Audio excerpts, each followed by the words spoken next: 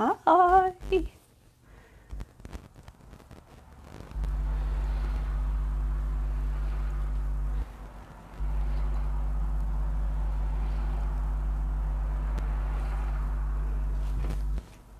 Hi.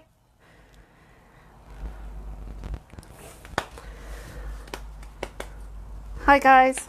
Right, so sorry I'm late. The doorbell rang while I was about to hit the live button, so yeah.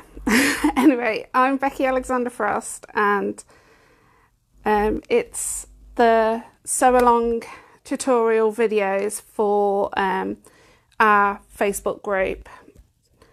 Hi guys. Right, so first of all I need to know if you can hear me, and just give those thumbs up, because Michael, get back to work. And just make sure that you can hear me and everything's fine. I've also having to use my data on this because our Wi-Fi has gone down, so Michael, you might need to ring Sky. Right, so many of you that are in the group will know that you can get the pattern that we are doing, the 4-episode series sew along, for free in the group. If so, in the group you'll need to go to the file section and find the Wesley Tote version 2 pattern. That's if you want the free version, and the free version is where you print. This is going to be back to front, I'm sorry, I'm still working on it. It's where you have to print it off yourself, or you can actually go ahead and, if you don't want to print it off yourself, you can order a copy from me, which is half the size. It's an A5 booklet, and I will put a description in the description. I'll put a link to if you want to buy the hard copy pattern. Okay, so over the 4 videos, so over the next 4 weeks, these videos are going to be helping you to sew along. Well, you don't have to sew along at the same time, but you can you can stop and start the videos when you're actually making the bag. So it's there for a tutorial to help you, and it's going to be from start to finish, which generally you don't get that. You only get snippets of certain parts. So the first video, which is today, is going to be all about prepping, what fabric I'm personally using, why I'm using it, what prep work you need to do, and then what hardware is available for and why you need that particular hardware if you want to use that particular hardware for that particular part of the bag. Right, so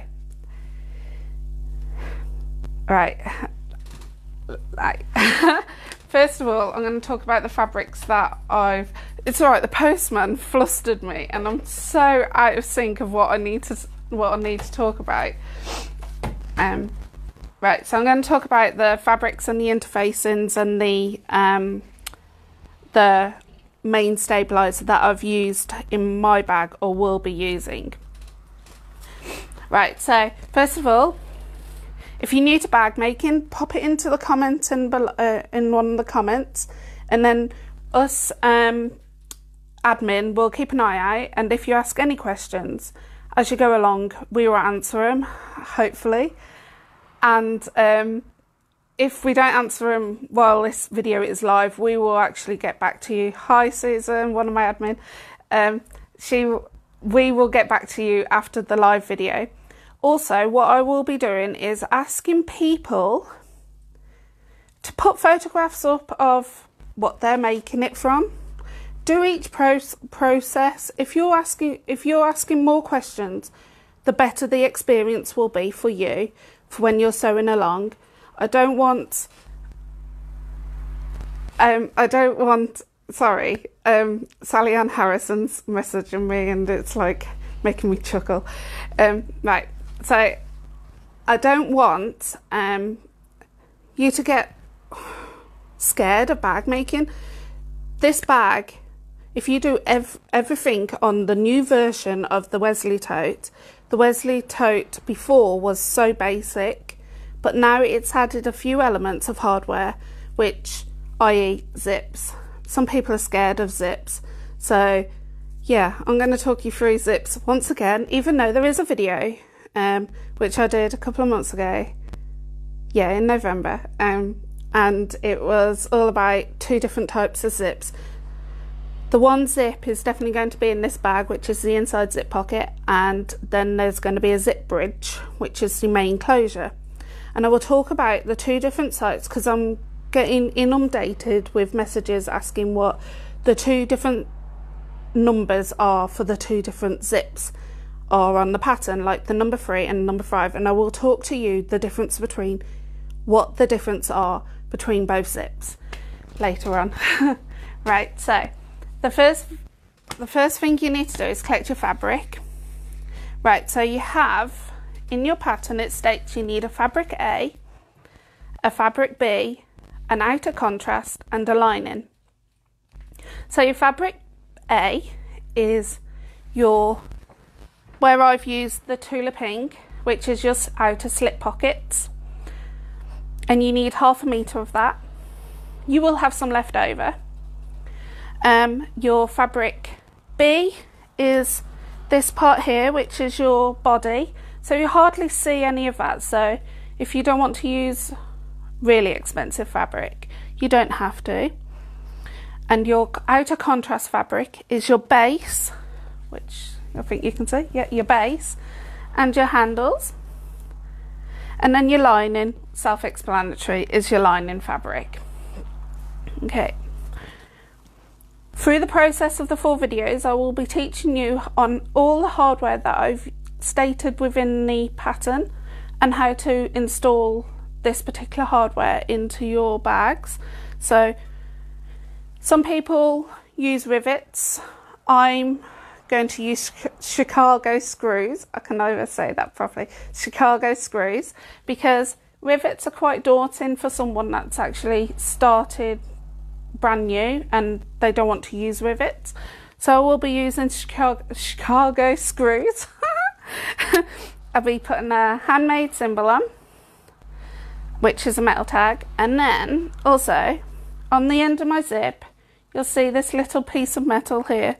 It's to close off the zip. It just gives a nice little element.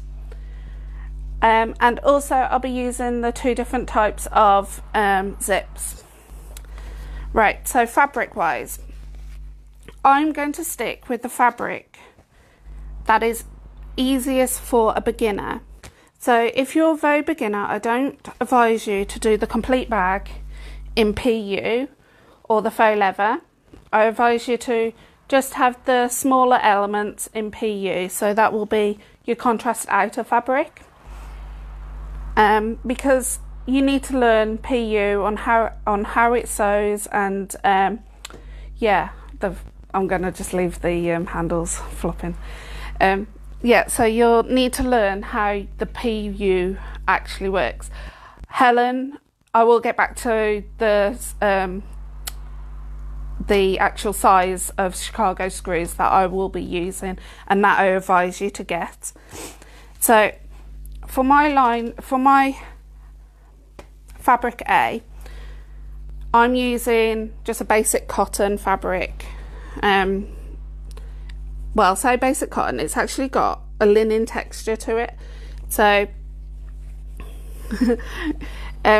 so I'm using this, but also what I'll have found is I didn't have enough lining fabric, so I'm also having to do, because your pockets are lined as well inside, I mean the slip pockets on the outside are lined.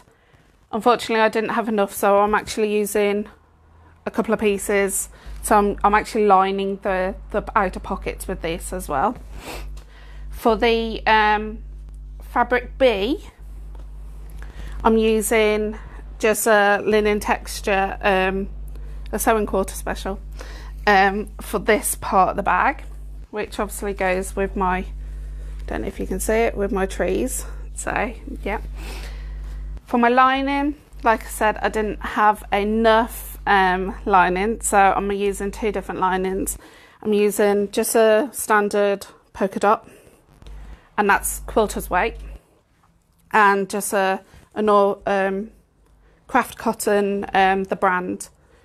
Can you use it? You can do it all in fabric. Yes, you can.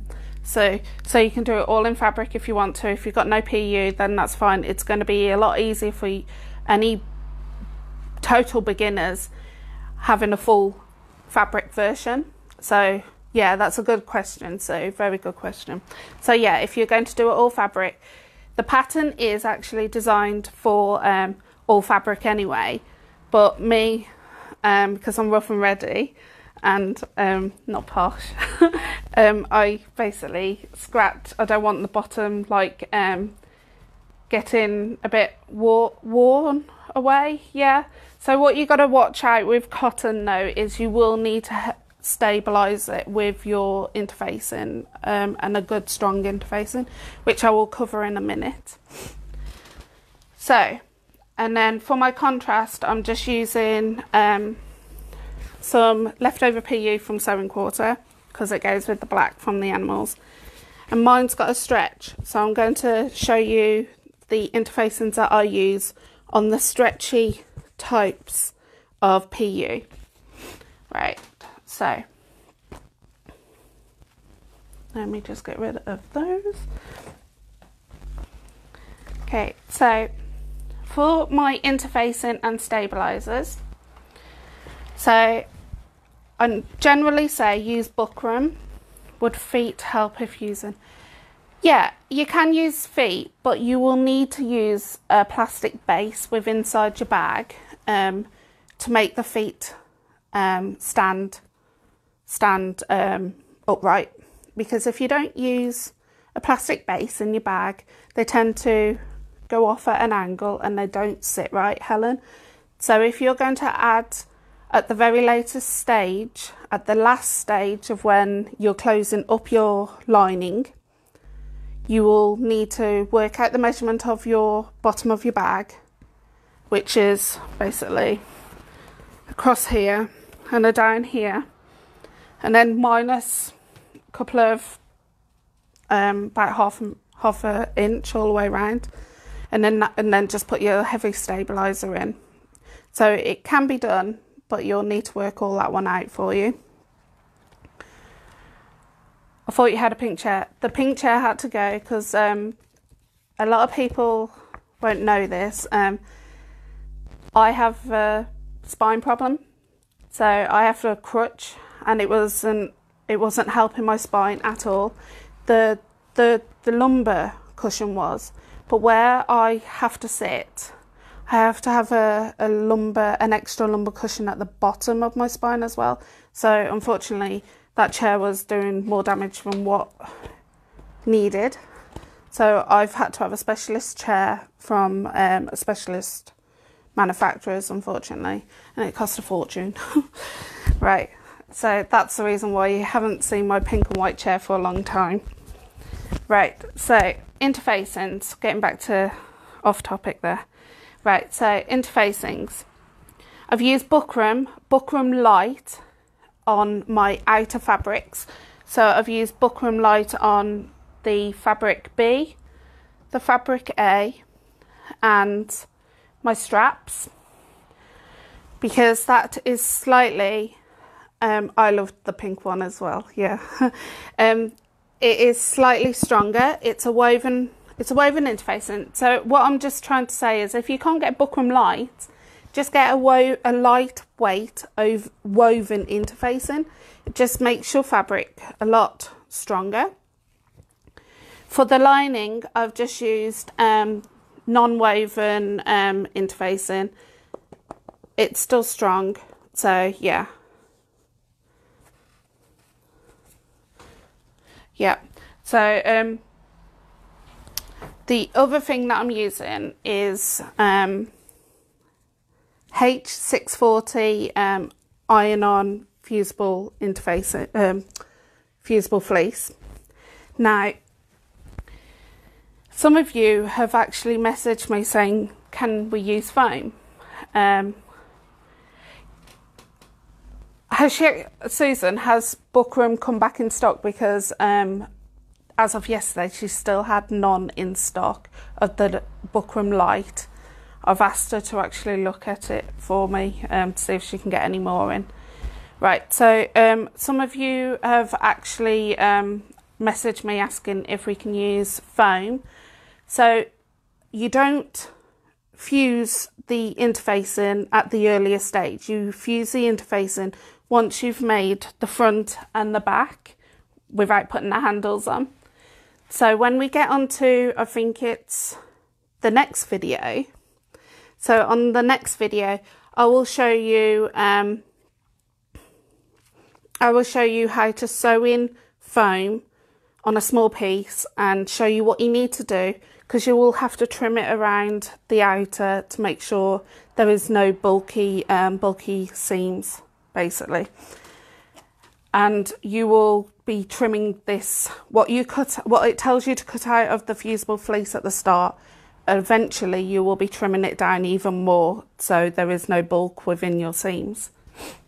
So yeah, so if you are a complete beginner, I don't advise you to use foam straight away. I advise you to use fusible fleece. It's more easy, it's more you can push the bag out the way and stuff like that while you're sewing it.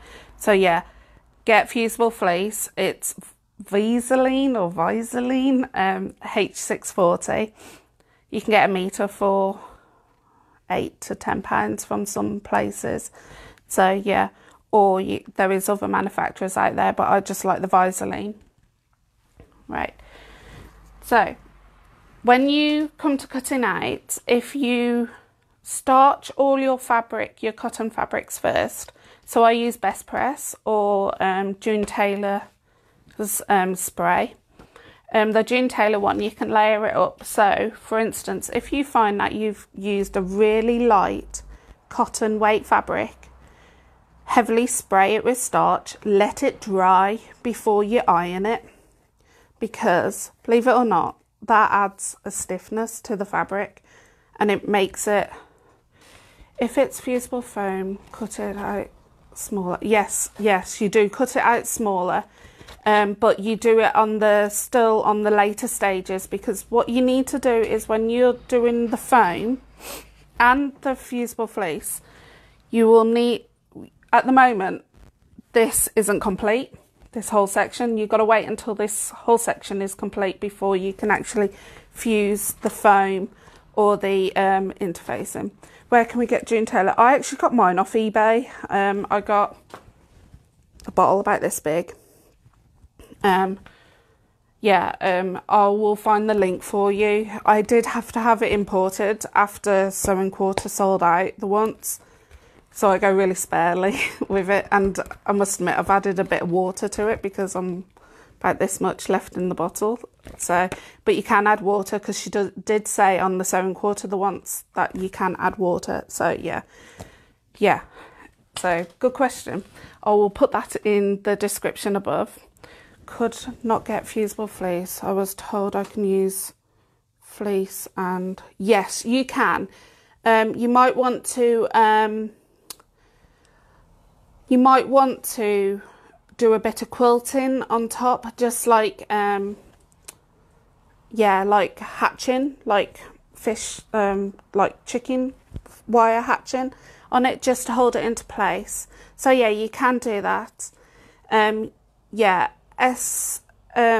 505 spray, is that, I don't think that's the permanent spray, so you might want to check that out. If it isn't the permanent spray, you will need to definitely do a bit of quilting in that, just a bit of light quilting. It doesn't have to be too much. And if you are quilting it, remember when you quilt, things shrink, so you might want to spray it first. I'm trying to work this out in my head. So you're going to spray the fleece first, then you're going to put your fabric on top. But before you cut it out, you do all the quilting, then cut it out. And then if that's the case, where the side seams are, and around the top and around the bottom, just do a zigzag stitch all the way around. And that means you don't have to do one of the stages within the pattern, which is where you have to trim back the fusible fleece. Yeah, I think that's the only way you can do it. Crosshatch quilting, yeah. Right, so the first thing the pattern actually tells you to cut out is your fabric A, which is your outer slit pockets. So you'll need for that 4 pieces of interfacing. So that's whether it's whether you're using buckram light or a woven interfacing, or if you can't get either, you can still use medium weight interfacing. You'll just find that your bag might be a bit more floppier than what mine is there, even though there is a cushion inside that at the moment. You'll need 2 outer pieces, which is your fabric A, and 2 pieces of lining fabric, or if you've done it like what I'm going to be doing, you'll need 4 A pieces. Okay, so I'm not going to give you the measurements because the measurements are in the pattern, which is, like I say, a free download in the group, and all you have to do is go to the file, and or you can buy the hard copy, and the hard copy is a lot cheaper than my normal hard copies, because obviously I don't want to make much profit. Then you'll need to cut from your outer fabric, which is my goldy yellowy coloured one. You'll need to cut 2 pieces for your main body. You also need to cut your interfacing, and then for your outer base, which I'm using the PU, you'll need to cut 2 pieces of that as well. And right, so, and then you'll need to cut your handles, which you cut 2 pieces. Now at the moment it's measuring 28 inches long. I am a 5 foot person. The 5 foot person, it does drag on the floor if you're just carrying it right beside you. So I've cut mine down to 24 inches because I find that's just enough, especially when it's quite full and overflowing and heavy. So yeah, you might want to just work out, because you can't cut them down at a later stage. So yeah. Next things you will need to cut out is your lining. So that's your body lining. You'll need 2 pieces of your lining fabric body size, and you'll need 2 interfacing pieces. You'll also need, now the slip pockets are optional. The slip pockets are optional, so you don't really need to do those if you don't want to, but I'm going to show you how to do that. So you'll need a large one with interfacing out of your lining, and your smaller one with your interfacing and out of your lining fabric. You also need a zip pocket. So if you want to be learning zips, this is the bag for you, obviously. So you'll need your zip pocket lining, but we will not be interfacing that because it will basically save you bulk and save you interfacing, and because we're sewing it up really neat and tidily and yeah, and very good, hopefully, fingers crossed, you won't need interfacing, and yeah, and if you use the correct stitch length it won't come undone. So yeah, you'll need your fusible fleece. You'll need 2 pieces of your fusible fleece, and at this stage you'll be doing it as a kind of a rectangular square shape. Now the next 2 pieces are optional. Right, so the first one is the zip bridge, and what I call a zip bridge is that bit here That's the bit that basically stops anybody being able to put their hands in and take out your shopping or whatever. So yeah, you'll need 2 pieces of those, and you'll need to interface those because they need to be quite a rigid stiffness to basically be able to stay flat. And then also on the end of the zip, if you cannot or don't want to go for the metal at the end, you can actually go down to on the pattern it tells you to cut out an optional zip tab, and you don't need to fuse any fusible interfacing on that either if you're going down that option. But like next, that will hit on episode 3. On episode 3 I will be showing you how to make the zip bridge and how to either sew on the zip tab or to put the metal zip on. Right, so with interfacing, with buckram, you need a bit of steam in your iron. So basically you just hold it over.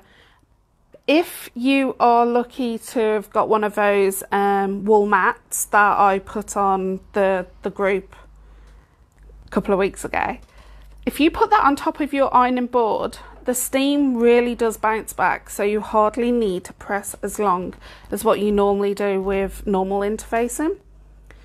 So, and then with your normal interfacing, which is the non-woven, you can't use steam because fabric doesn't like the steam and the glue because it wrinkles all up. This is why I say use starch, because it actually helps prevent that wrinkliness that you get. And I'll tell you something, it's worked for me. And also if you use like a tea towel on top, and if you use a tea towel on top or pressing cloth and press so it doesn't damage your iron in any way. So what I'm asking you to do is, if you want to do each week in set blocks like with me for the next 4 weeks, you need to cut out your fabric and you'll need to interface every single piece that is mentioned in the book. If you have any queries, there will be a section within the group where you can ask questions. I will put a feed and you just ask the questions underneath this actual feed. So I'll put week 1, preparing your fabric, cutting out and gathering your hardware, and I will put a question, and then underneath you just ask all those questions that you've got hovering up here while you're scared, and then I will basically answer those questions daily for you. I might not get back there and then, but I will get back daily and answer those questions so you're prepared for the following week. Right, so hardware. Now this is what people are wanting. Right, so I'm going to go from the metal tag, the handmade tag, optional. It's going to be back to front. It's optional. It says handmade on it. I will put some links of where you can buy the handmade tag from. So I'm using one of Tania Fabrics one. She had these specifically made for her group members, so you can't get these ones anywhere else. It's going to be back to front when I put it up to the camera, but it's got the Union Jack on it. So yeah, and it's really sturdy. It's got prongs on the back and you get a washer. So I'll be teaching you weekly homework. Yeah, it's homework. I'll be teaching you how to install this. And then I have a trick where I put gaffer tape on the back. It might sound a bit kinky, but I'll be putting gaffer tape on the back to stop it rubbing onto the lining and ripping the lining, which can happen if you don't cover the back once you've installed your these types of hardware. So the next thing I will be telling you to get is Chicago screws. So I'm actually using at the moment Emmaline ones, and I'm using small, and they are 3/8 of an inch by 3/16 long, and I'll show you what a Chicago screw looks like. So all you will need is, making sure I seal those up because I've had to pick those up twice. All you will need is a screwdriver and a hole punch, and I will basically go through some tools next week of what you will generally need.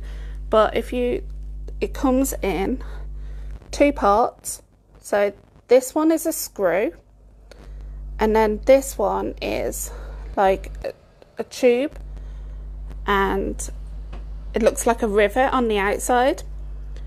So this bit here, the flat one, will go on the outer part of the bag, and then this part here, which is the screw, will go on the inside of the bag, and you will never see this screw piece ever. And all it is just basically they screw together. Now I advise you to put, if you never ever want to take these screws out or take the bag apart to nick the hardware off, because I do that, you might want to put a bit of glue, super glue, just inside that barrel to tighten up the screw. So that's the Chicago screw. So I've got the Emmaline, the 3/8 by 3/16 one, so they're classed as her small ones. But if you can't get the small one, the medium ones are still big enough. But don't get the large ones. The large ones are quite long. Therefore, books, people make books and they put them on the end, on the spine. So yeah, don't get the large ones, but stick to the medium and the small ones. The other main hardware that I personally be using, and will be showing you both ends of the zip. So I'll be showing the fabric end. I won't be sewing the fabric end, but I'll be showing you how to put it all together and how to sew it. But I'll also be showing you, now I'm not getting the screws out, but if you can see, the screws are tiny. These are like the screws that you get in your glasses, and these are called zip ends. Now zip ends come in different sizes and different shapes. I've gone for a medium size, so it's like that on the outside. It's got where the zip goes in, so you have to fold the zip a specific way, and then on the back it's got your screw hole. So that's a medium, and for the size zip that we are using, you will only need a medium. So hard screwdriver wise, you will need the micro screwdrivers that you can get. You can buy a pack from Poundland, or in the UK it'd be Poundland or some hardware store. It's just basically what is the shape. It's the same size as what you use on your glasses and sunglasses. Or if you're lucky like us, we got one in a Christmas cracker, and I used the Christmas cracker ones. So yeah, so you'll need that type of screwdriver. The Chicago screws, you can use your sewing machine screwdriver. It's the same size. The little posy bit inside. Right, so going on to the zips, and this is the question that I keep getting asked quite a lot of. So on the pattern, on the front of the pattern, I say you'll need now we'll give the measurements of these, a 10-inch number 3 zip and a 18-inch number 5 zip. Right, so everybody wants to know the difference between a number 3 and a number 5. Okay, so I'm going to explain a bit about zips. So this is a number 3 zip. This is generally what you get with dressmaking. And you see the zip coil in the middle. So we're not talking about these these fabric bits either side. Talking about the coil in the middle. This will measure 3 millimeters, and that is where the number 3 comes from. So from one side of the coil to the other side of the coil, it measures 3 millimeters. That's why it's called a number 3. And then you'll generally find from this outer part of the tape here to this outer part of the tape here, it's generally around about 1 inch wide. So when designers say they need a number 3 zip or a number 5 zip, they have allocated this within the seam allowance. So for instance, if we say you need a number 3 zip for the inside zip pocket, we generally put a box of 3/8 of an inch, which is generally 1 centimetre seam allowance box, which is where your zip goes in. If you are using a number 5 zip in your zip pocket, you will need to add an extra 2/8 of an inch, so that will make you 5/8 of an inch window. That's basically what you will need, basically. But in the pattern, I only give you the measurements for a number 3 zip. And like I say, that's to do with the coil in the middle. A number 5, and you can actually buy those either, as long as the pattern states, which is 10 inches, which has a stopper normally around about here and then just a bit extra, or you can buy them on the continuous, like this. Karen, this is from a zip roll from Sewing Quarter. I'm using all the stock from Sewing Quarter so I can make space for new stock. So now you can only, on the Sewing Quarter zips, put the pulls on one way. So if I was to take this pull off, it would have to go back on this top part. I can't put it on the bottom, put it back on the bottom, because it's the way the coils roll around each other. They basically connect into each other. There is some zips on a roll that you can actually put the pulls on both ends, because it's how the teeth connect to each other. So I will be showing you, when it comes to the zips, how to put the zip pulls on. So if you accidentally pull one off, which I do occasionally, I will actually be showing you how to put the zip pulls on. And a basic tool that you will need is a kitchen fork, what you eat with. So yeah, I will show you how to put the pulls back on. A number 5 is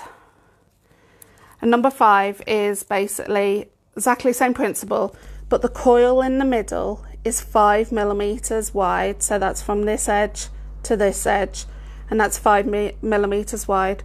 And then from the tape one side to the other, it's generally round about 1 inch and a quarter to just over 1 inch and 3/8.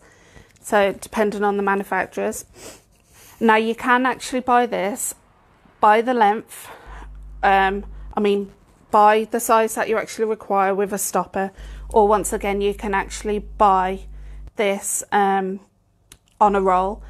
And the good thing about the ones that you generally buy by the length from, like Michelle or Tania or Lisa Lamb, you can actually take the zip pulls off and put them on a different way. So that came off the one way, I'm going to put it back on. It's so easy. There are the most easiest zips to put back together. So yeah, but I will be doing a zip tutorial, and I will actually be doing an overhead camera zip tutorial for YouTube. So I will advise you to switch between videos if you need to put the zip pull back on. And with this one, you can have a 2-way zip pull. So I can have a zip pull going this one way. I can put a zip pull coming this way, and then I can open the bag like that if you want to. But on this bag, you won't need to, because the zip bridge needs to open fully, so you can put other stuff in there. Right, so yeah, that's your bit of homework, is to get everything together, get it prepped. If you've got any questions, remember I will be putting that question within the Facebook group, and then you just basically ask any questions as you go along. If you're wondering what temperature to put your iron on, ask that question and one of us will answer for you. Yeah, so yeah, just ask those questions, and I will answer as much as I can through the day, and in the evening I will sit down at my computer and answer all the questions. Yeah, so next thing is I want to say thank you for everybody who brought the panels. Yeah, it's taken me all morning just to count the orders and work out how much meterage I need to order, and it's going to have to go over 2 orders because the order excelled the meterage that I'm allowed to order at once. But I've spoken to the company and they're happy with that, so, and the lead time's still the same, so don't worry about that. That's me, that's got a lot of cutting out to do. But I don't mind because I find it quite therapeutic cutting out and packing up. I actually quite like packing. Right, so once again, to buy the pattern, to find the pattern, you can go to the file section within the group, and you can have it as a free download. If you don't want it as a free download, I will put a link to my shop where you can buy the hard copy. The hard copy is slightly less than my normal hard copies, so I think it's about £4 cheaper than my hard copies that I normally sell. And basically you'll get one of these in the post in the next few days, if you want to sew along, that is. So yeah, so the next sew along will be this time next week, so I'm going to stick to Wednesdays at 1:30 or 1 o'clock, so depending on. Next week will be the longest episode because what we are going to do is construct the slip pocket, the main outer, attaching the slip pocket to the main outer. We're going to attach the base, we're going to make the handles, and then we're going to fuse the fusible fleece. So the next episode is going to be the longest episode, and then after that there will be the next episode after that one will be the construction of the zip pocket, the slip pocket, and we will be doing the zip bridge, which is the main closure, which is where your number 5 zip will go. And then your final episode will be the construction of the whole bag. And then basically we will chat to see if there's anything you guys want to, in the future, add to other patterns which will help you get down the road. So like I say, I'm here to help, and I'm designing patterns now, not hard to start off with, because like I say, I want to make the beginners happy as well as the advanced. So I'm doing a bit of a mixture of both. So the next pattern that I am actually designing is actually a really easy pattern to do, and it's only got a little bit of hardware on, and it's basic hardware. So yeah, I'm working around you guys to start off with until you actually get a bit happy down the road, and then I will be bringing out the big bulky bags and the big hardware stuff and that. So yeah, I'll see you all next week, and like I say, any questions, ask in the group. Okay, see ya, bye.